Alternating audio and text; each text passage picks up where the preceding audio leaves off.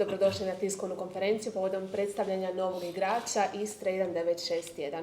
Rene Hrvatin se na početku priprema pridružio redovima zeleno-žutih, a potpisao je ugovor do 2030. godine. Danas će ga medijima predstaviti sportski direktor gospodin Saša Bjelanović. Izvolite. Dobar dan svima. Hvala što ste došli na prvo ovogodišnje predstavljanje igrača. Dakle, što se tiče Renea, to je profil zapravo kako mi kao klub radimo kada smo prezentirali strategiju razvoja skautinga i skautske službe prema vlasnicima. Mislim da je nekakva naša ideja bila da budemo tu jako prisutni, pogotovo što se tiče Hrvatske i bližih zemalja oko Hrvatske. Renea smo već duže pratili vrijeme, već smo ga na ljeto pokušali dovesti, s tim da je tada Domžale odbilo, odnosno nije bio za prodaju jer su Domžali imali velike planove sa njim. I evo, otvorila nam se mogućnost s obzirom na financijske probleme Domžala i tako da smo stvarno brzo reagirali, odmah smo stupili u kontakt, tako da Rene je već znao za našu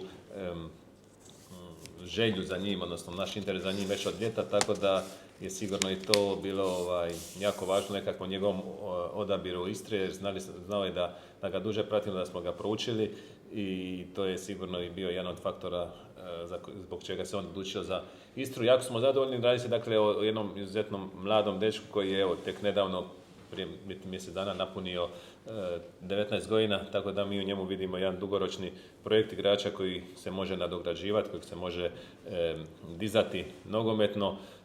Radi se o jednom, modernom za današnji nogomet materijalu, jer igra na poziciji desnog bočnog igrača. Mislim da on će poslije puno toga moći reći više o sebi, ali mi ga vidimo kao desnog bočnog igrača koji se može igrati i wingbacka i čak i po mogućnosti desnog krila, ali prvenstveno desni bočni obrambeni, koji je jako dobar prema naprijed, prema nazad možemo i moramo još raditi na njemu, ali vrijeme igra za njega. Pred Reneom nismo stavili nikakav pressing, pritisak da se mora dokazati, pokazati prvi dan, prvi tjedan, prvu utakmicu. Mislim da je dečko onako dosta je skroman i svjestan je svojih kvaliteta, ali svjestan je također da se još mora raditi i mi ga vidimo stvarno kao jedan dugoročni projekt i stvarno kad se ukazala šansa da ga dovedemo besplatno, to smo iskoristili.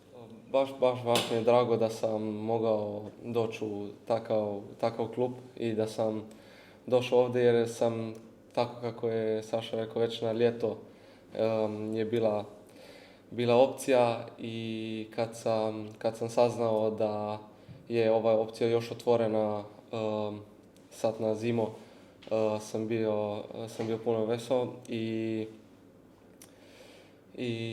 da, prvi osjećaj dobar, saznao sam se sa ekipom i dobro su me sprejeli i razgovarao sam s trenerom i sa drugim štabom, tako da, super. Super, odradio si i pripreme s ekipom, 2 pripremne utakmice. Kakvi su dojmovi o ekipi?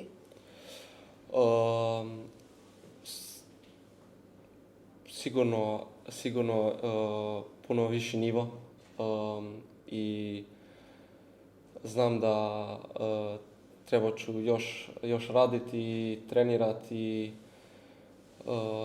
ali prvi odnos baš dobri i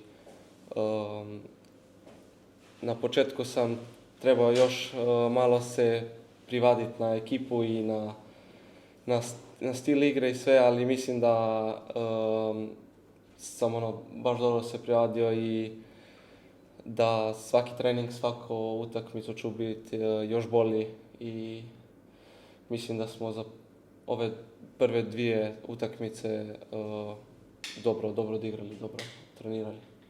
Hvala ti. Evo, ostala pitanja ćemo propustiti novinarima. Roberto, slobodno. Možemo krenuti od Renea. Ništa reći malo o svom nogometnom putu. Kad si počeo, gdje si igrao i Počeo sam sa 7 godina u Kopru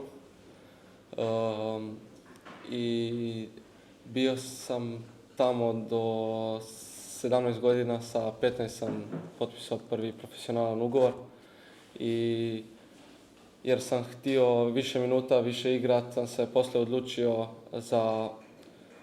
za Domžale. Bio tamo godinu i po i da, dobio minute, odigrao i došao ovdje. Glavno pitanje, zašto si izabrao Istru? Što te privuklo ovdje?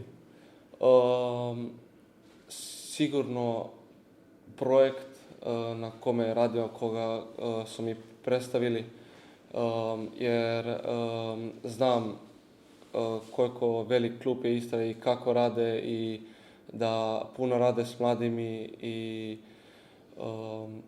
još zbog toga jer se i ja bi voleo još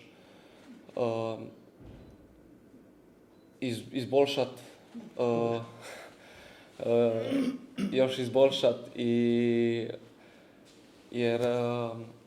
jer je isto Hrvatska liga puno bolja nego, sigurno viši nivo nego slovenska i zbog toga jer puno stabilan klub. Kad spoznao sam ljude i su svi super i volim kako radi trener sa ekipom i kakav stil igre igramo, tako da zbog toga. Možeš samo tvoja omiljena pozicija, Saša već je rekao otprilike, ali što ti najviše paše? Da, kako je Saša rekao, wing back u 5. Kad si sam na krilu?